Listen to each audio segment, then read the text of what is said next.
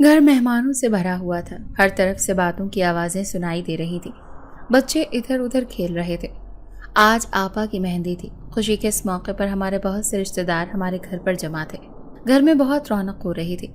मुझे ये सब कुछ बहुत अच्छा लग रहा था। अपनी कजन्स के साथ मिलकर मैं खूब इंजॉय कर रही थी।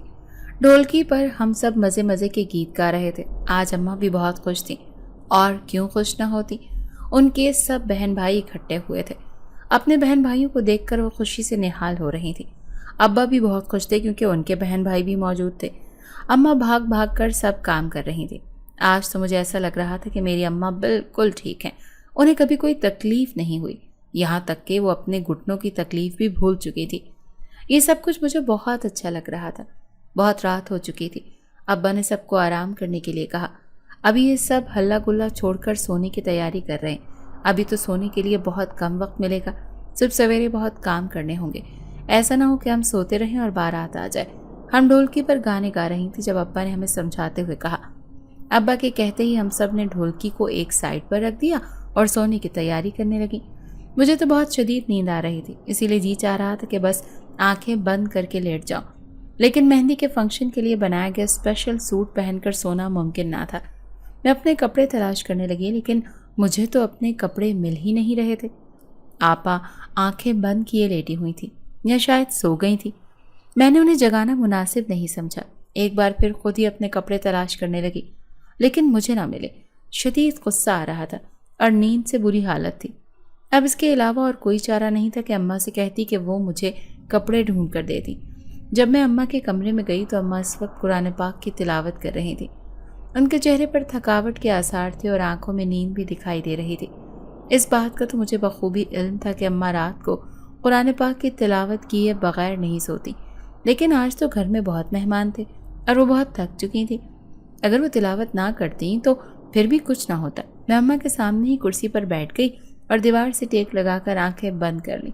मैं इंतज़ार कर रही थी कि वो तिलावत मुकम्मल कर लें। कुछ ही देर बाद मुझे अम्मा की आवाज़ सुनाई दी। तुम अभी तक सोई नहीं हो और ना ही तुमने अपने कपड़े बदले हैं। अम्मा की आवाज़ सुनकर मैंने जल्दी से आंखें खोल दी। मैं तो सोना चाहती हूँ और शदीद नींद आई है, लेकिन मुझे मेरे कपड़े नहीं मिल रहे। आप मुझे मेरे कपड़े ढूंढ देंगी? नींद से बोझल लहजे से मैंने कहा तो उन्होंने कहा, तुम कब बड़ी होगी? अपने छोटे छोटे काम भी तुम खुद नहीं कर सकती। अब तुम्हारी बहन अपने घर जा रही है। दोनों भाइयों के काम भी तुम्हें करने होंगे, लेकिन तुम तो अपना कोई काम नहीं कर सकती। अम्मा ने हस्बे आदत मुझे डांटते हुए कहा, मुझे शदीद नींद आ रही है, प्लीज़ मुझे मेरे कपड़े ढूंढ दें। आज तो आप बहुत थकी हुई थी, नमाज पढ़ने के बाद आराम कर लेती, लेकिन आधी रात को भी आपने कुरान पाक की तिलावत लाजमी करनी है। इसकी कोई ख़ास वजह है? मैंने अक्सर ये देखा है कि चाहे कुछ भी हो जाए, आपकी सेहत ख़राब ही क्यों ना हो, आप तब भी रात को ज़रूर तिलावत कलाम पाक करती हैं। अम्मा की तरफ देखते हुए मैंने सवाल किया। मैंने एक सूरत रात को लाजमी पढ़कर सोनी होती है, और इसी वजह से ये कि हमारे इस घर में जन्नात भी रहते हैं। जब हम इस घर में आए थे ना, तो उनकी वजह से हमने बहुत से मसाइल का सामना किया। फिर एक अल्लाह वाले बुजुर्ग ने हमें बताया कि अगर हम हर रोज़ रात को सूरह जिन की तिलावत किया करें तो जन्नात हमें तंग करना छोड़ देंगे। बस उस रोज़ के बाद से मैंने कभी भी रात को तिलावत करना नहीं भूली। यही वजह है कि हम बहुत पुरसुकून ज़िंदगी गुजार रहे हैं। जन्नात की तरफ से हमें कभी कोई तकलीफ़ का सामना नहीं करना पड़ा, बल्कि अगर मैं सच कहूँ तो हमें कभी एहसास भी नहीं हुआ कि यहाँ आस पास कहीं जन्नात भी बसते हैं। मेरी तरफ देखते हुए अम्मा ने कहा और कमरे से बाहर निकल गई। मैं भी कमरे से बाहर आई और स्टोर रूम में चली गई। अम्मा भी वहाँ पर मौजूद थी। उन्होंने मुझे मेरे कपड़े दिए। कपड़े तब्दील करके मैं सोने के लिए लेट गई। मेरे जहन में अम्मा की बातें गर्दिश कर रही थी। आज से पहले मैंने कभी भी इस घर में जन्नात का जिक्र नहीं सुना था, बल्कि आपा और दोनों भाइयों ने भी जिक्र नहीं किया था। शायद उन्हें भी मेरी तरह इल्म नहीं था। मुझे बहुत अजीब सा खौफ महसूस हो रहा था। हमारा घर बहुत बड़ा और खूबसूरत घर था। मुझे अपने घर से बहुत प्यार था, लेकिन न जाने क्यों अम्मा की बातें सुनकर मुझे डर लग रहा था। मेरे जहन में बहुत सी बातें गर्दिश कर रही थी। ये एहसास ही मुझे खौफजदा करने के लिए काफ़ी था कि इस घर में जिन्नात मौजूद है। मैं अपने ख्यालों में खोई हुई थी और न जाने कब मुझे नींद आ गई। सिर्फ सवेरे ही अम्मा और अब्बा ने जगा दिया। नींद बिल्कुल भी पूरी नहीं हुई थी, क्योंकि रात को बहुत देर से सोए थे। लेकिन आज मेरी प्यारी आपा की बारात थी। मैं हर काम में घर में बढ़ चढ़ कर हिस्सा ले रही थी। ہارون اور عثمان بھی ابا کا ہاتھ بٹا رہے تھے۔ اماں بہت خوش تھی لیکن اداس بھی تھی۔ آج ان کی پیاری بیٹی ہمیشہ کے لیے اس گھر سے رخصت ہو رہی تھی۔ بار بار ان کی آنکھوں میں آنسو آ جاتے تھے۔ آپا بھی خاموش اور اداس تھی۔ بارات کے دن کی مناسبت سے میں نے بھی ایک خوبصورت لہنگا بنوایا تھا۔ کپڑے چینج کر کے جب میں آئینے کے سامنے کھڑی ہوئی تو خود کو دیکھ کر حیران رہ گئی۔ خوبصورت رنگوں سے بنا ہوا میرا لہنگا مجھ پر بہت ہی زیادہ سج رہا تھا۔ آئینے میں اپنا آپ دیکھ کر مجھے یقین ہی نہیں آ رہا تھا کہ اچانک ہی میرے ذہن میں خیال آیا جس نے میری ساری خوشی برباد کر دی۔ اماں نے رات کو جنات کا ذکر کیا تھا۔ ایک دم سے مجھے ایسا محسوس ہونے لگا کہ میرے اس کمرے میں اکیلی نہیں ہوں، کیونکہ اماں نے کہا تھا کہ اس گھر میں جنات بھی موجود ہیں جو ہمیں کبھی دکھائی نہیں دیے بلکہ ہمیں کبھی محسوس بھی نہیں ہونے دیا۔ میں نے جلدی سے کمرے کا دروازہ کھول دیا اور باہر نکل آئی۔ خوف کے مارے میرا دل بہت تیزی سے دھڑکنے لگا تھا۔ مجھے اماں پر حیرت ہو رہی تھی جنہوں نے اتنی بڑی بات مجھے بتا دی تھی۔ بچپن سے لے کر اب تک تو میں نے ایسی کوئی بھی بات محسوس نہیں کی تھی۔ اگر مجھے بچپن میں ہی اس بات کا علم ہو جاتا کہ ہمارے گھر میں جنات رہتے ہیں تو شاید میں اب تک بہادر ہو جاتی، لیکن اب اچانک ہی جنات کے بارے میں سن کر مجھے تو بہت ڈر لگ رہا تھا۔ شادی کے ہنگاموں میں مصروف ہو کر کچھ دیر کے لیے ہی صحیح جنات کا خوف ختم ہو گیا تھا۔ بارات کا بہت اچھے سے استقبال کیا گیا۔ دلہن بنی ہوئی آپا بہت حسین لگ رہی تھی۔ شہزاد بھائی بھی بہت خوبصورت لگ رہے تھے۔ ہر کوئی جوڑی کی تعریف کر رہا تھا۔ شام سے کچھ پہلے ہی رخصتی ہو گئی۔ آپا کے جاتے ہی مجھے گھر بہت ویران اور سنسان دکھائی دینے لگا، خاص کر ہمارا کمرہ جسے ہم دونوں شیئر کرتی تھی۔ آپا کا خالی بستر دیکھ کر میری آنکھوں میں آنسو آ گئے تھے۔ آج پہلی بار ایسا ہوا تھا کہ میں اس کمرے میں اکیلی تھی اور آپا کے بغیر مجھے سونا پڑ رہا تھا۔ بہت دیر تک میں خاموشی سے بیٹھی تھی اور اپنے آپ کو یقین دلا رہی تھی کہ اب اس کمرے میں مجھے اکیلے ہی رہنا پڑے گا، کیونکہ آپا تو یہاں سے جا چکی ہیں۔ جب میں ایک جگہ پر بیٹھ کر تھک گئی تو پھر میں نے ایک لمبا سانس لیتے ہوئے اٹھ گئی، کپڑے چینج کیے اور بستر پر سونے کے لیے آ گئی۔ اکیلے کمرے میں مجھے بالکل بھی نیند نہیں آ رہی تھی اور ایک بار پھر سے ذہن میں اماں کی باتیں گردش کرنے لگی۔ اکیلے کمرے میں مجھے ڈر لگنے لگا تو ہمارے اس کمرے میں کافی مہمان تھے، لیکن آج سب مہمان ہی رخصت ہو گئے تھے۔ صرف چند بزرگ خواتین ہی گھر میں موجود تھیں اور وہ سب برآمدے میں سو رہی تھی۔ مجھے بھی نیند آ رہی تھی اور بہت بے سکونی سی محسوس ہو رہی تھی، اسی لیے کمرے سے باہر نکل آئی۔ برآمدے میں رکھے ہوئے صوفے پر ہی لیٹ گئی۔ مجھے اپنے کمرے میں اکیلے بہت ڈر لگ رہا تھا۔ جلدی شادی کے ہنگامے ختم ہو گئے اور زندگی ایک روٹین پر آ گئی۔ میں صبح کالج جاتی اور پھر واپس آ کر کچھ دیر آرام کرتی۔ شام سے پہلے ہی ٹیوشن پڑھنے والے بچے آ جاتے، اسی لیے شام کا وقت میرا بہت مصروف گزرتا۔ ٹیوشن سے فارغ ہو کر اماں کے ساتھ کچن کے کام میں بھی مدد کروا دیتی تھی۔ کبھی کبھی آپا ہم سے ملنے کے لیے آ جاتی تو گھر میں رونق آ جاتی۔ میں نے اماں سے ایک بار پھر جنات کے بارے میں پوچھنے کی کوشش کی تو انہوں نے مجھے ڈانٹ دیا اور خاموش رہنے کا کہا۔ اماں کی ڈانٹ سن کر تو مجھے بہت حیرت ہوئی تھی۔ آپا کی مہندی والی رات شاید ماں بہت تھکی ہوئی تھی اور نیند سے بھی برا حال تھا، اسی لیے انہوں نے مجھے جنات کے بارے میں بتا دیا تھا اور اب بالکل بھی بات نہیں کر رہی تھی۔ اماں کے رویے پر مجھے حیرت ہوئی تھی، لیکن خاموش رہنے کے علاوہ اور کوئی چارہ نہیں تھا۔ میں نے سوچ لیا تھا کہ ایک روز موقع ملنے پر ابا جان سے جنات کے حوالے سے ضرور بات کروں گی۔ ہو سکتا ہے کہ مجھے کوئی معلومات مل جائیں، لیکن مجھے خود پر بھی حیرت ہو رہی تھی کہ میں جنات کے بارے میں اتنا زیادہ کیوں سوچتی ہوں۔ ایک روز کالج سے گھر واپس آئی تو اماں کچھ پریشان دکھائی دے رہی تھی۔ میرے پوچھنے پر اماں نے بتایا کہ ہمارے محلے میں رہنے والی خالہ سمیہ کے بیٹے عامر پر جنات کا سایہ ہو گیا ہے۔ اس کی صحت بہت خراب ہے اور اسپتال میں داخل کروایا گیا ہے، لیکن پھر بھی اس کی صحت بہتر نہیں ہو رہی۔ ڈاکٹر بھی بہت پریشان ہے، جوان بچہ ہے، نہ جانے کیا ہوگا۔ اماں بہت دکھی ہو رہی تھی، جبکہ جنات کے سائے کا سن کر میں بھی چونک گئی تھی۔ ایسا کیا کیا تھا عامر نے کہ جنات کا سایہ اسے تنگ کر رہا ہے؟ حیران ہوتے ہوئے میں نے اماں سے پوچھا، بیٹا جب مصیبت آتی ہے تو کون سا پوچھ کر آتی ہے؟ وہ بھی اپنے دوستوں کے ساتھ شکار کرنے کے لیے گیا ہوا تھا، نہ جانے وہاں اس نے کیا کر دیا۔ اب تو بیچارہ کچھ بتا بھی نہیں پا رہا۔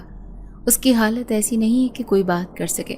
اس کے دوستوں کو بھی کوئی علم نہیں کہ اس کے ساتھ کیا ہوا۔ اماں نے تفصیل سے بتایا۔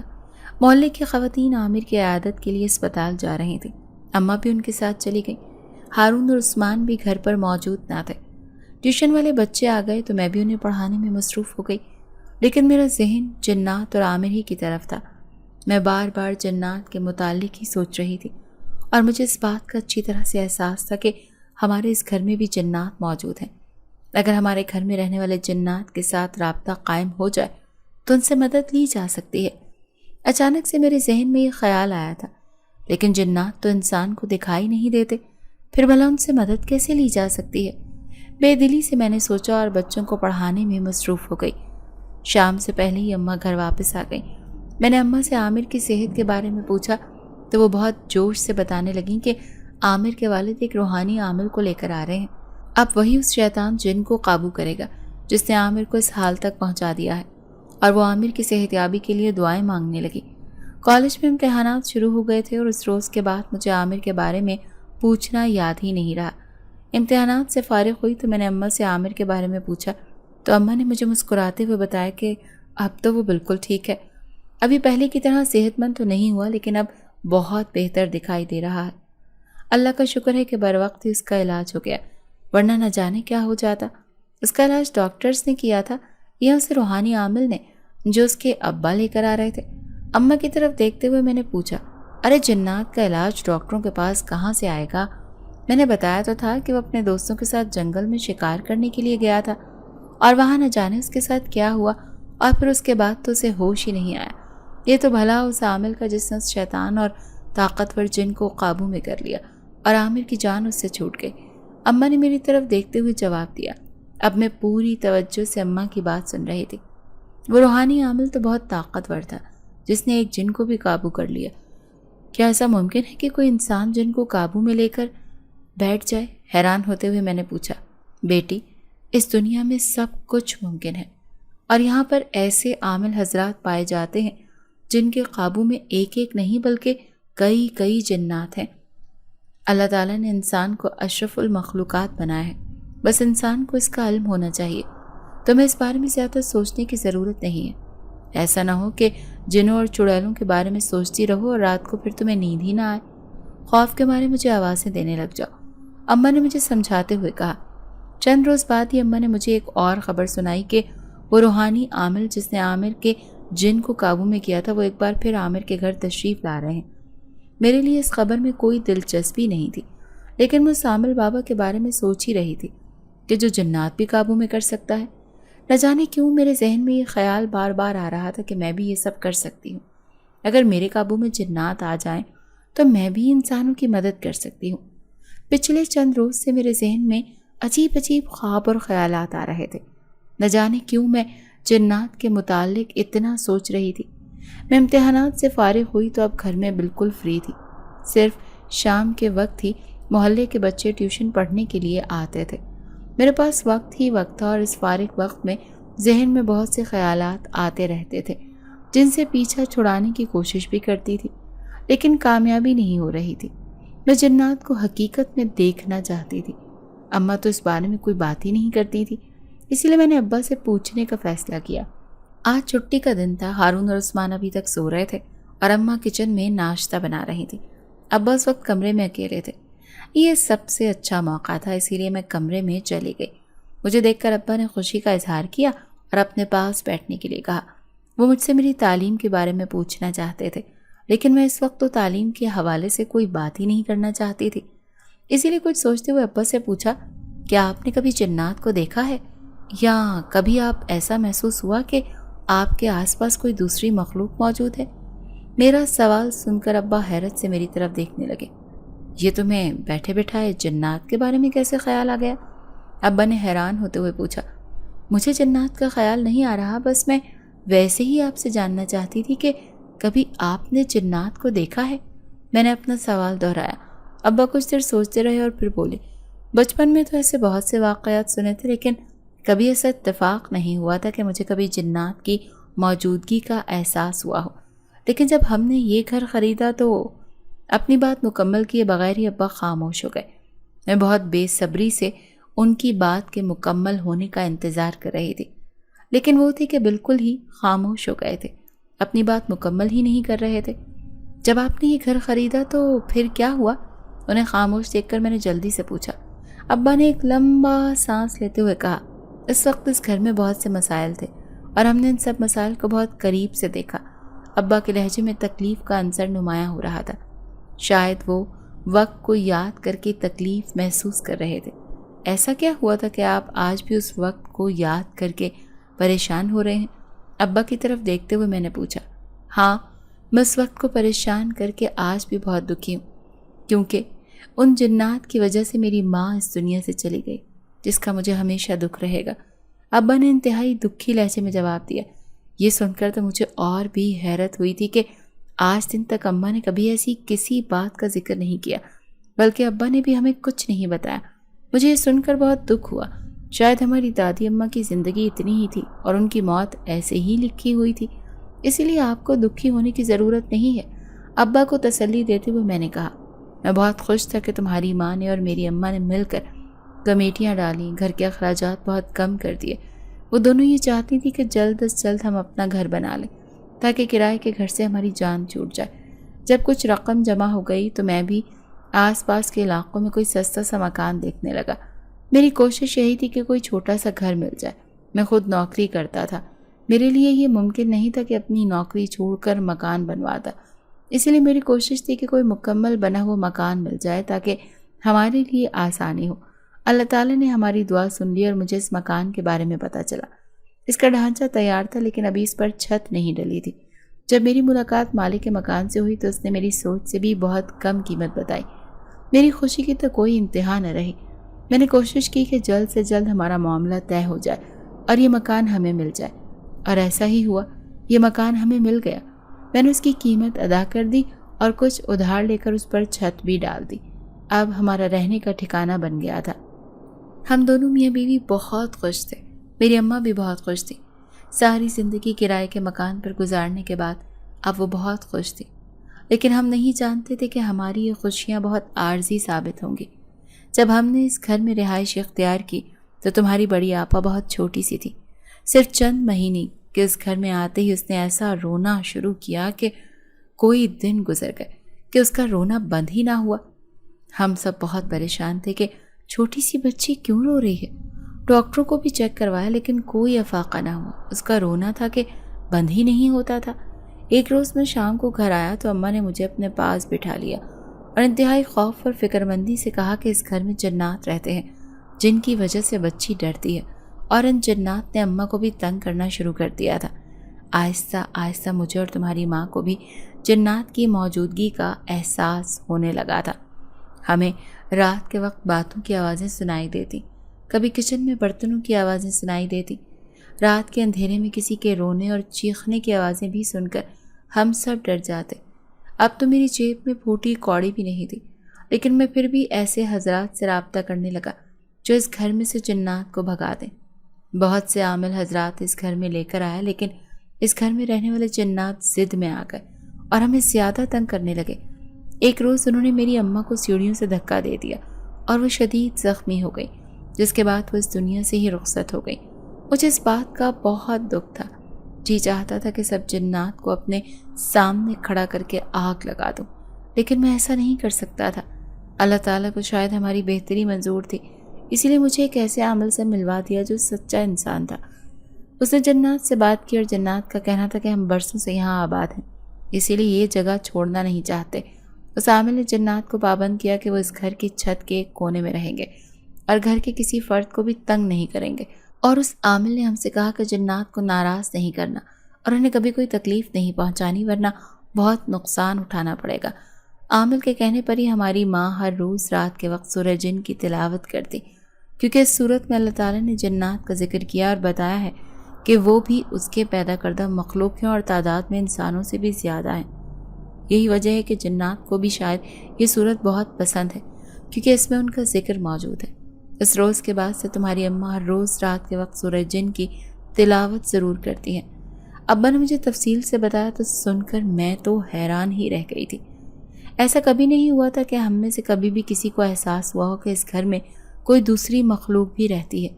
میں نے اماں سے بہت بار پوچھنے کی کوشش کی تھی، لیکن وہ ہمیشہ مجھے منع کر دیتی تھی۔ آج مجھے حقیقت پتہ چل گئی تھی۔ ناشتہ کرنے کے دوران بھی میں جنات ہی کے بارے میں سوچ رہی تھی۔ میرے لیے یہ بہت عجیب اور خوفناک بھی تھا۔ ہم اس گھر میں اکیلے نہیں ہیں بلکہ جنات بھی رہتے ہیں۔ اچانک ہی میرے ذہن میں خیال آیا تو میں گھبرا گئی۔ اگر ہارون اور عثمان تو شام کے وقت باہر گلی میں کھیلنے کے لیے جاتے ہیں، اماں بھی کسی ضروری کام سے گھر سے باہر چلی جائیں تو پھر میں گھر میں بالکل اکیلی رہ جاتی ہوں۔ ایسے وقت میں بھی گھر میں اکیلی نہیں ہوتی، کیونکہ اس گھر میں نظر نہ آنے والی مخلوق بھی تو رہتی ہے۔ یہ سوچ ہی میرے بہت ڈراؤنی تھی، لیکن یہ حقیقت تھی کہ اسے انکار نہیں کیا جا سکتا تھا، اور یہی وجہ تھی کہ اماں کسی کو بھی چھت پر نہیں جانے دیتی تھی۔ محلے کے باقی لوگوں کی طرح ہم چھت پر کپڑے نہیں پھیلاتے تھے، بلکہ باہر صحن میں ہی پھیلا لیا کرتے تھے۔ اگر کبھی سردیوں میں کوئی سویٹر یا کمبل وغیرہ پھیلانے ہوتے تو اماں خود ہی جایا کرتی۔ اب مجھے سمجھ آ گئی تھی کہ اماں ہمیں بہت چھت پر کیوں نہیں جانے دیتی تھی۔ ناشتہ کرنے کے بعد ابا جی ضروری کام سے گھر سے باہر چلے گئے۔ اماں کو بھی آج بازار جانا تھا اور وہ ہارون کو اپنے ساتھ لے گئی تھی۔ عثمان کچھ دیر گھر میں ہی رہا اور پھر وہ بھی گلی میں کھیلتے ہوئے بچوں کے ساتھ کھیلنے لگا۔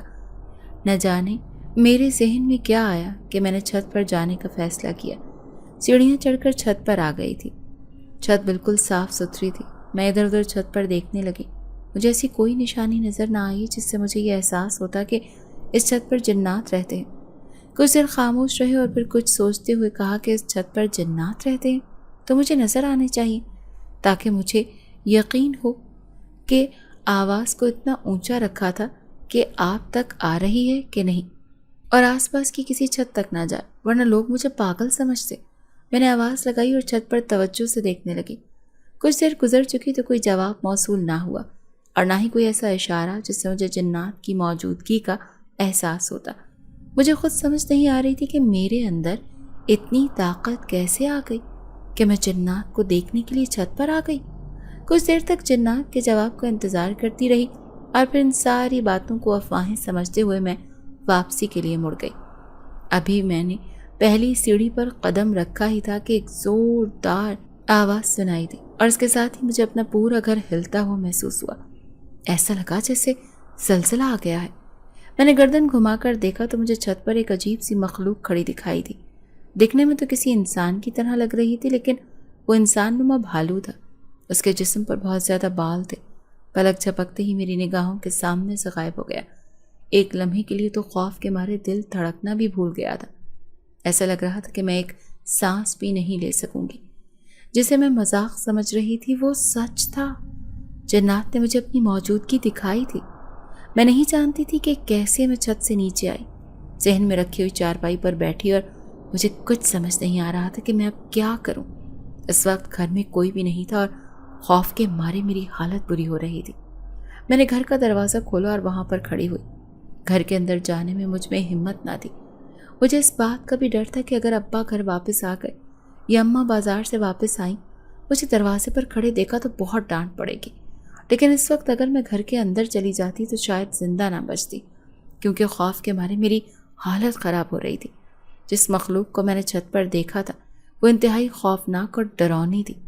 کچھ دیر بعد میری حالت کچھ بہتر ہوئی تو میں دوبارہ صحن میں رکھی ہوئی چارپائی پر آ کر بیٹھ گئی، لیکن باہر کا دروازہ میں نے کھلا ہی رہنے دیا۔ شام تک مجھے تیز بخار ہو چکا تھا۔ اچانک ہی بیمار ہونے پر اماں بہت پریشان ہوئی تھی۔ ابا گھر آئے تو قریبی ڈاکٹر کو بلا کر لے آئے، جس نے چیک اپ کرنے کے بعد بخار کی دوا دے دی۔ 2-3 روز تک تو میں بخار میں یوں ہی تپتی رہی۔ مجھے اپنے آس پاس بھی کوئی ہوش اور خبر نہ تھی۔ 3 روز کے بعد جب میرا بخار اترا تو اماں نے شکر ادا کیا۔ مجھے اس بات کی خبر ہی نہیں تھی کہ میں 3 دن سے بخار میں تڑپ رہی ہوں، اور بستر پر ہی میرا منہ دھلایا اور مجھے کپڑے چینج کرنے کے لیے کہا۔ کپڑے چینج کرنے کے بعد میں خود کو کافی بہتر محسوس کر رہی تھی۔ اماں نے مجھے سہارا دے کر اٹھایا اور باہر صحن میں لے آئی۔ چارپائی پر میرے لیے بستر بچھا دیا۔ بخار کی وجہ سے میں بہت زیادہ کمزوری محسوس کر رہی تھی۔ اگر اماں مجھے سہارا نہ دیتی تو شاید میں چل کر کمرے سے باہر نہ آ سکتی۔ اماں میرا بہت خیال رکھ رہی تھی۔ ہارون اور عثمان تو اس وقت اسکول گئے ہوئے تھے۔ اماں نے مجھے چائے کے ساتھ بسکٹ کھلائے اور اس کے بعد ڈاکٹر کی دی ہوئی دوا بھی کھلا دی۔ دعا کا اثر تھا کہ مجھے سکون آ گیا اور میں آنکھیں بند کر کے لیٹ گئی۔ اماں بھی گھر کے کام کاج میں مصروف ہو گئیں۔ مجھے نیند نہیں آ رہی تھی، لیکن جسم میں بے انتہا کمزوری ہو گئی تھی، اسی لیے آنکھیں بھی کھلی رکھنا مشکل ہو رہا تھا۔ اب میں مزید بستر پر لیٹنا نہیں چاہتی تھی، لیٹ لیٹ کر میں تھک چکی تھی، اسی لیے اٹھ کر بیٹھ گئی۔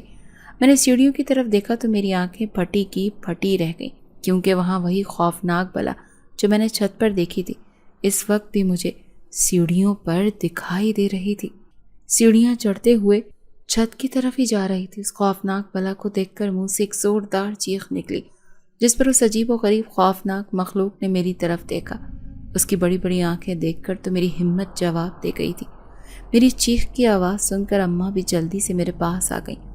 خوف کے مارے میں تھر تھر کانپ رہی تھی اور ایک بار پھر بے ہوش ہو گئی۔ مجھے دیکھ کر اماں کی خراب طبیعت مزید خراب ہوئی۔ میں نہیں جانتی تھی کہ ابا کو کب بلایا۔ میری آنکھ کھلی تو کمرے میں تھی اماں، ابا اور محلے کے چند خواتین بھی بیٹھی ہوئی تھی۔ اماں کا تو رو رو کر برا حال ہو رہا تھا۔ مجھے ہوش میں آتا دیکھ اونچی آواز میں اللہ تعالیٰ کا شکر ادا کرنے لگی اور مجھے اپنے سینے سے لگا لیا۔ ابا اور اماں مجھ سے جاننے کی کوشش کر رہے تھے کہ میں اتنی چیخ کیوں ماری تھی اور بے ہوش کیوں ہو گئی تھی۔ میں انہیں بتانا چاہتی تھی کہ میں نے ایک ڈرونی مخلوق دیکھی تھی۔ جیسے ہی میں انہیں بتانے کا ارادہ کیا، کمرے کے دروازے پر مجھے وہی مخلوق کھڑی نظر آئی۔ مجھے ایسا محسوس ہوا کہ وہ ڈرونی مخلوق جس کے جسم پر بہت لمبے لمبے اور کالے کالے سے بال تھے، مجھے بتانے سے منع کر رہی ہے۔ میری آنکھیں پتھرا گئیں اور لفظ منہ میں ہی رہ گئے۔ کچھ بھی کہنے سے پہلے ایک بار پھر میں نے خوف کے مارے اپنی آنکھیں بند کر لیں۔ اماں ابا کو کچھ سمجھ نہیں آ رہی تھی کہ میرے ساتھ کیا ہو رہا ہے۔ میں انہیں بتانا چاہتی تھی لیکن کچھ بتا بھی نہیں پا رہی تھی۔ میری حالت کا سن کر بڑی آپا بھی آ گئی، وہ بھی پریشان ہو رہی تھی۔ میں جب بھی کسی کو بتانے کی کوشش کرتی، میری نگاہوں کے سامنے وہی خوفناک مخلوق آ جاتی اور میں چاہتے ہوئے بھی کسی کو کچھ نہیں بتا سکتی تھی۔ اماں بار بار قرآنی آیات پڑھ کر مجھ پر دم کرنے لگی۔ اس میں خود کو بہت بہتر محسوس کرنے لگی۔ مجھے ایسا لگ رہا تھا کہ میرے سر پر بہت زیادہ بوجھ تھا جو کم ہو گیا۔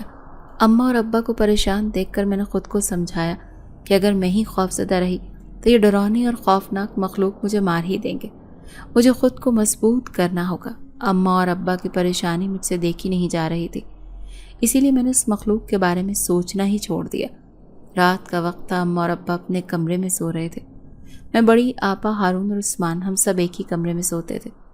اچانک ہی عثمان آدھی رات کے وقت چیختے ہوئے اٹھ کر بیٹھ گیا۔ وہ بہت زیادہ خوفزدہ دکھائی دے رہا تھا۔ آپا بھی اس کے قریب جا کر بیٹھ گئی اور اسے چپ کروانے لگیں کیونکہ وہ بہت شدت سے رونے لگا تھا۔ شور کی آوازیں سن کر اماں اور ابا بھی کمرے میں آ گئے۔ ابا اور اماں کو دیکھ کر عثمان کو کچھ تسلی ہوئی۔ بہت مشکل سے اسے پانی پلایا۔ پانی پینے سے اس کی حالت سنبھل گئی اور اس نے جو کچھ بتایا وہ سن کر تو میرے پاؤں کے نیچے سے زمین ہی نکل گئی۔ عثمان نے بتایا کہ اس کی آنکھ کھل گئی تھی اور اچانک اس کی نظر کھڑکی کی طرف پڑی تو اس نے دیکھا کہ ایک بہت بڑا آدمی جس کے جسم پر بہت لمبے لمبے بال ہیں اور اس کے چہرے پر بھی بہت بڑی خوفناک آنکھیں تھیں، جنہیں دیکھ کر وہ ڈر گیا اور چیخنے لگا۔ اس کے چیختے ہی وہ ڈرانا آدمی کھڑکی کے سامنے سے غائب ہو گیا۔ یہ واقعہ سن کر اماں اور ابا بہت زیادہ پریشان ہو گئے تھے۔ اماں تو رونے لگی اور ابا کی طرف دیکھتے ہوئے انتہائی تکلیف دہ لہجے میں انہوں نے کہا کہ نہ جانے ہمارے گھر میں کس کی نظر لگ گئی ہے۔ میں نہیں جانتی کہ میرے بچوں کے ساتھ کیا ہو رہا ہے۔ اللہ تعالیٰ میرے بچوں کو اپنے حفظ و امان میں رکھے۔ اب تو خوف کے مارے عثمان کو بھی بخار ہو گیا تھا۔ اماں اور ابا بھی پوری رات ہمارے کمرے میں بیٹھے رہے، اپنے کمرے میں بھی نہیں گئے۔ مجھے ایسا لگ رہا تھا کہ اس سب کے ذمہ دار میں خود ہوں۔ یہ سب کچھ میری وجہ سے ہی ہوا ہے۔ ہم سب بہت اچھی اور پرسکون زندگی جی رہے تھے، لیکن مجھے ہی جنات کو دیکھنے اور قابو کرنے کا شوق چڑھا تھا۔ اللہ ہی جانتا ہے کہ مجھ سے جنات کے حوالے سے کیا غلطی ہو گئی تھی جو ہم سب کو تنگ کرنا شروع ہو گئے تھے۔ عثمان اور بڑی آپا صبح سے کمرے میں ہی تھے۔ عثمان کمرے سے باہر نہیں آنا چاہ رہا تھا۔ ہارون اسکول چلا گیا تھا۔ میں اور اماں گھر کے کاموں میں مصروف ہو گئے۔ آپا آج سبزی کھانا چاہ رہی تھی۔ اماں سبزی لینے کے لیے گھر سے باہر گئیں تو میں نے ایک بار پھر اس مخلوق سے بات کرنے کا سوچا۔ سیڑھیاں چڑھ کر چھت پر آ گئی۔ مجھے بہت ڈر لگ رہا تھا۔ خوف سے میری ٹانگیں تھر تھر کانپ رہی تھی، لیکن میں نہیں چاہتی تھی کہ میری وجہ سے میرے گھر والے کسی مصیبت میں مبتلا ہو جائیں۔ اسی لیے اونچی آواز سے غائبانہ مخلوق کو مخاطب کر کے کہا، تم جو کوئی بھی ہو، خدا کے لیے ہمارا پیچھا چھوڑ دو. ہم نے آج دن تک تمہیں تنگ نہیں کیا، پھر تم کیوں ہمیں تنگ کرتے ہو؟ ایک تو ہمارے گھر پر قبضہ کیا ہوا ہے اور پھر تنگ بھی ہمیں ہی کر رہے ہو. بس اب بہت ہو گیا، ہمیں معاف کر دو، ہمیں مزید تنگ مت کرو. اس کونے کی طرف دیکھتے ہوئے میں نے کہا جہاں پر سب سے پہلے اس عجیب و غریب مخلوق کو میں نے دیکھا تھا. یہ سب کچھ کہنے کے بعد میں کچھ بھی دیکھنے کے لیے رکی نہیں، بلکہ پلٹ کر سیڑھیوں کی طرف آ گئی. جب میں نے ایک نظر چھت پر ڈالی تو جو منظر میں نے دیکھا وہ ناقابل یقین اور ناقابل بیان تھا، کیونکہ پوری چھت پر وہی مخلوق دکھائی دے رہی تھی جسے نہ صرف میں نے بلکہ عثمان نے بھی دیکھ لیا تھا. وہ تعداد میں بہت زیادہ تھے، کچھ بہت لمبے اور کچھ بہت چھوٹے چھوٹے تھے. پورا قبیلہ مجھے اپنے سامنے دکھائی دے رہا تھا. قریب تھا کہ میں بے ہوش ہو کر زمین پر گر جاتی کہ میں نے خود کو گرنے سے بچانے کے لیے دیوار کا سہارا لیا اور پلک جھپکتے ہی پورا قبیلہ میری نگاہوں کے سامنے سے غائب ہو گیا. خود کو بے بس محسوس کرتے ہوئے میں نیچے اتر آئی، لیکن مجھے ایسا محسوس ہو رہا تھا کہ خوف کی وجہ سے میری ٹانگوں سے جان بالکل نکل چکی ہے. سیڑھیوں سے اتر کر صحن میں ہی بیٹھ گئی. ایسا لگ رہا تھا کہ 2 قدم بھی آگے بڑھی تو اپنی ٹانگوں پر وزن برداشت نہیں کر سکوں گی اور زمین پر گر جاؤں گی. کچھ دیر تک میں زمین پر بیٹھی رہی اور لمبے لمبے سانس لے کر اپنی طاقت کو بحال کرنے کی کوشش کرتی رہی، اور پھر جب ہمت جمع کرتے ہوئے خود کو کھڑا کیا اور برآمدے میں آ کر کرسی پر بیٹھ گئی، مجھے ایسا لگ رہا تھا کہ اس مخلوق کو دیکھنے اور قابو کرنے کے شوق کی وجہ سے میں نے اپنے سارے گھر کو مصیبت میں ڈال دیا. مجھے کچھ سمجھ نہیں آ رہی تھی کہ میں کیا کروں اور اپنے گھر والوں کو اس مصیبت سے کیسے نجات دلواؤں. عثمان کا بھی تک بخار نہیں ٹوٹا. نماز پڑھنے کے بعد اماں نے پانی دم کر کے عثمان کو پلایا تو اس کی حالت کچھ بہتر ہو گئی. عثمان کی بیماری کی وجہ سے بھی سب گھر والے بہت زیادہ پریشان تھے. رات کو عشاء کی نماز پڑھ کر میں فارغ ہوئی تو اچانک ہی میرے ذہن میں خیال آیا. سورہ جن کی تلاوت کرنا شروع کر دی. جیسے ہی میں نے تلاوت کرنا شروع کی تو مجھے چھت پر سے کسی کے قدموں کی آواز سنائی دینے لگی. ایسا لگ رہا تھا کہ بہت زیادہ لوگ تیزی سے چلتے ہوئے ایک قطار میں کھڑے ہو رہے ہیں. چھت پر قدموں کی دھمک بہت واضح سنائی دے رہی تھی. میں نے عثمان اور آپا کے چہرے کی طرف دیکھا تو وہ بہت مطمئن دکھائی دے رہے تھے. مجھے اندازہ ہو گیا تھا کہ وہ یہ آواز نہیں سن پا رہے.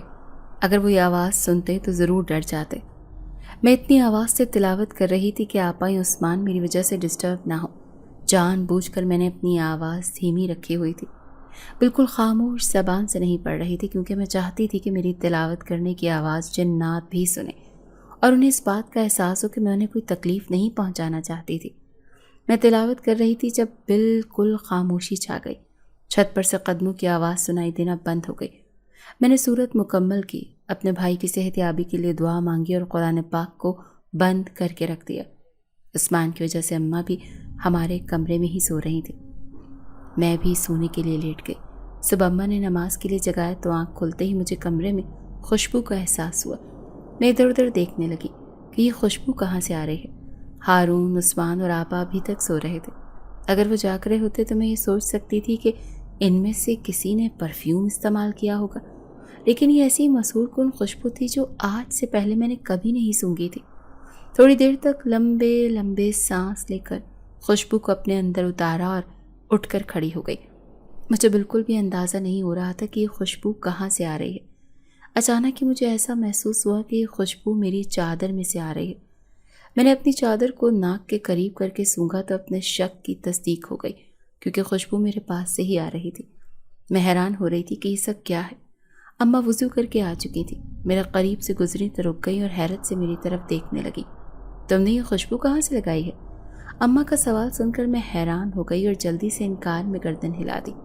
میں نہیں جانتی، میں نے تو کوئی خوشبو استعمال نہیں کی، میں نے جلدی سے جواب دیا. حیرت سے میری طرف دیکھتی رہی اور پھر آگے بڑھ گئی. میں کمرے سے باہر نکل آئی. مجھے بہت حیرت ہو رہی تھی کہ یہ خوشبو والا کیا معاملہ ہے. میری سمجھ سے تو بالکل بالاتر تھا. وضو کر کے نماز ادا کی.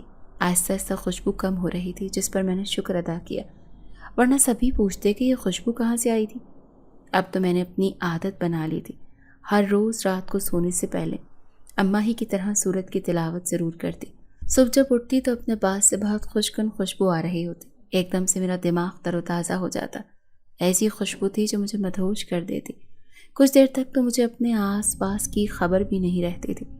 عثمان کی صحت بالکل ٹھیک ہو چکی تھی، اب وہ پہلے کی طرح دوبارہ اسکول جانے لگا تھا۔ آپا بھی اپنے گھر واپس جا چکی تھی۔ میرے معمول میں کوئی فرق نہیں آیا تھا۔ میرا لباس دھل جاتا تو اس کے بعد بھی خوشبو محسوس ہوتی۔ میں اس خوشبو کے راز کو جاننا چاہتی تھی۔ اتنا تو مجھے اندازہ ہو گیا تھا کہ سورت کی تلاوت کرنے کے بعد حالات بالکل پہلے جیسے ہی ہو گئے تھے۔ اس روز کے بعد میں نے دوبارہ اس مخلوق کو نہ دیکھا، بلکہ عثمان کے ساتھ بھی ایسا کوئی واقعہ نہیں ہوا تھا۔ مجھے اس بات کا بھی علم تھا کہ جب سے میں نے سورت کی تلاوت شروع کی ہے، اس کے بعد سے ہی یہ خوشبو والا معاملہ بھی شروع ہوا ہے۔ میں نے اس راز کو جاننے کا فیصلہ کر لیا۔ نماز اور تلاوت سے فارغ ہوئی تو عثمان اور ہارون آ چکے تھے۔ میں بھی سونے کے لیے لیٹ گئی اور جان بوجھ کر آنکھیں بند کر لی۔ میں نے ارادہ کر لیا تھا کہ صبح تک جاگتی رہوں گی اور اس راز کو جاننے کی کوشش کروں گی۔ مجھے نیند آ رہی تھی، لیکن میں نے جو فیصلہ کر لیا تھا اس پر عمل کرنا بھی ضروری تھا۔ اچانک ہی مجھے اپنے قریب کسی کی موجودگی کا احساس ہوا کہ چارپائی کے قریب کوئی کھڑا ہے۔ مجھے اپنے اوپر ٹھنڈے ٹھنڈے پانی کے قطرے گرتے ہوئے محسوس ہوئے، اس کے ساتھ ہی پورے کمرے میں خوشبو پھیل گئی۔ خوشبو دماغ کے راستے ناک تک پہنچی تو اسے محسوس کرنے کے لیے میں لمبے لمبے سانس لینے لگی اور ایک دم سے آنکھیں کھول دیں۔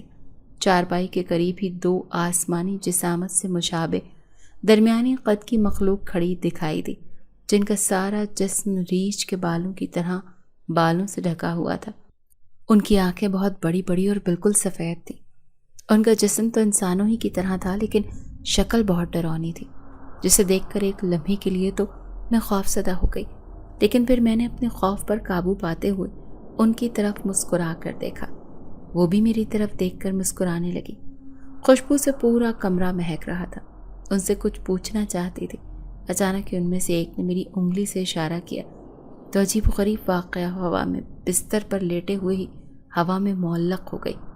تو پھر آہستہ آہستہ میرا جسم دروازے کی طرف بڑھنے لگا اور میں کمرے سے باہر نکل آئی۔ یہ دیکھ کر مجھے خوفزدہ ہونا چاہیے تھا، لیکن میں ہنس رہی تھی۔ نہ جانے کیوں مجھے یقین تھا کہ یہ مخلوق مجھے کچھ نہیں کہے گی۔ ان دونوں کی جسامت سے مجھے اندازہ ہو رہا تھا کہ وہ دونوں بھی عورتیں ہیں۔ کمرے سے باہر نکلتے ہوئے وہ میری طرف دیکھ کر مسکرا رہی تھی اور سیڑھیوں کی طرف بڑھنے لگی۔ میں بھی ان کے پیچھے سیڑھیوں تک آ گئی اور پھر چھت پر پہنچ گئی۔ چھت پر تو اندھیرا تھا، لیکن اچانک ہی مجھے ایسا لگا کہ ہر طرف روشنیاں چلنے لگی ہیں۔ چھت پر پاؤں رکھنے کی جگہ نہ تھی، ہر طرف لمبے بالوں والی مخلوق موجود تھی۔ ان میں چھوٹے بچے بھی تھے جو مجھے بہت حیرت سے دیکھ رہے تھے۔ ان سب کی آنکھیں بہت خوفناک تھیں، کیونکہ وہ بالکل بھی انسانوں یا جانوروں سے بھی نہیں ملتی تھی، کیونکہ ان کی آنکھوں میں صرف سفیدی تھی جو انہیں بہت خوفناک بنا کر پیش کرتی تھی۔ لیکن وہ سب میری طرف دیکھ کر مسکرا رہے تھے۔ مجھے کچھ حوصلہ ہو رہا تھا کہ اچانک ایک انتہائی دراز قد عورت میرے قریب آ کر کھڑی ہو گئی۔ میری طرف دیکھتے ہوئے اس نے انتہائی عقیدت مندانہ لہجے سے کہا، آپ کی تلاوت ہم ہر روز سنتے ہیں۔ آپ کی قرات کی آواز بہت خوبصورت ہے جو ہمیں متوجہ کر لیتی ہے۔ ہم تو اس سے پہلے بھی ہر روز تلاوت کی آواز سنا کرتے تھے، لیکن جو کشش آپ کی آواز میں ہے وہ اس سے پہلے ہم نے کبھی نہیں سنی۔ یہی وجہ ہے کہ ہمیں ہر وقت آپ کی تلاوت کا انتظار رہتا ہے۔ اس عورت کی عقیدت مندانہ لہجے سے مجھے بہت حیرت ہو رہی تھی، بلکہ شرمندگی بھی ہو رہی تھی کہ میں اس مخلوق کو قید کرنا چاہتی تھی تاکہ انسانوں کی خدمت کر سکوں۔ مجھے اس بات کا بالکل بھی علم نہیں تھا کہ یہ بھی خاندانوں کی طرح زندگی بسر کرتے ہیں اور انہیں تنگ کرنا بہت غلط بات ہے۔ میں نے انتہائی عاجزی سے کہا، بہت شکریہ کہ آپ کو میری آواز پسند آئی۔ میں بھی آپ سے شرمندہ ہوں کہ میری وجہ سے شاید آپ کو کوئی تکلیف اٹھانی پڑی، جس کی وجہ سے آپ نے ہمیں تنگ کرنا شروع کر دیا تھا۔ ایک بات کی مجھے حیرت بھی ہو رہی تھی کہ چھت پر یہ مخلوق بہت زیادہ تعداد میں موجود تھی، لیکن بالکل بھی شور نہیں تھا۔ ہر طرف خاموشی اور امن تھا۔ یہ سچ ہے کہ آپ کے چھیڑنے پر ہمیں بہت غصہ آیا تھا، لیکن پھر آپ نے تلاوت کرنا شروع کر دی تو ہم نے آپ کی اس غلطی کو بھلا دیا۔ اسی لیے تو ہم اپنی ایک مخصوص خوشبو ہر روز تحفے میں آپ کو دیتے ہیں۔ یقین ہے کہ اس خوشبو کی وجہ سے کبھی بھی آپ کا کوئی نقصان نہیں ہوگا بلکہ ہمیشہ فائدہ ہی ہوگا۔ اس عورت نے ایک بار پھر انتہائی پیار بھرے لہجے میں کہا۔ سب ہماری باتیں سن رہے تھے اور ہماری طرف متوجہ تھے اور دیکھ رہے تھے۔ آپ کے شکر گزار ہوں کہ ایک انتہائی سرور والی خوشبو سے مجھے متعارف کروا دیا۔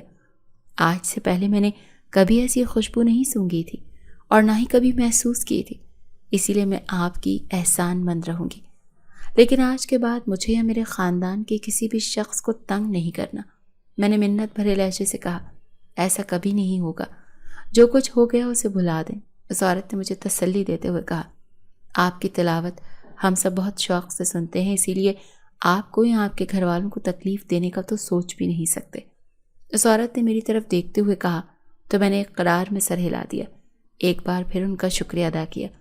میں نے کبھی خواب میں بھی نہیں سوچا تھا کہ میری جنات سے ملاقات ہوگی، لیکن میری ایک جن سے نہیں بلکہ یہاں تو پورے قبیلے سے ہی ملاقات ہو گئی تھی۔ اچانک سے سردار عورت نے میری طرف سرخ رنگ کا ایک کپڑا بڑھایا جس پر بہت خوبصورت پھول دکھائی دے رہے تھے۔ یہ رومال ہماری طرف سے تحفہ ہے، یہ جب تک آپ کے پاس رہے گا ہمیشہ آپ کی حفاظت کرے گا اور کبھی آپ کو کوئی نقصان نہیں پہنچے گا۔ یہ تحفہ ہے، اسے ہمیشہ سنبھال کر رکھنا۔ میں نے انتہائی عقیدت سے اس رنگ کا کپڑا پکڑ لیا اور چوم کر آنکھوں سے لگا لیا۔ اس میں سے بھی بہت اچھی خوشبو آ رہی تھی۔ میں آپ کے اس تحفے کی حفاظت کروں گی۔ اب مجھے اجازت دیں، اگر کسی کی آنکھ کھل گئی تو میرے لیے مسئلہ ہو جائے گا۔ ان کا شکریہ ادا کرتے ہوئے میں نے کہا اور پھر سیڑھیاں اتر کر نیچے آ گئی۔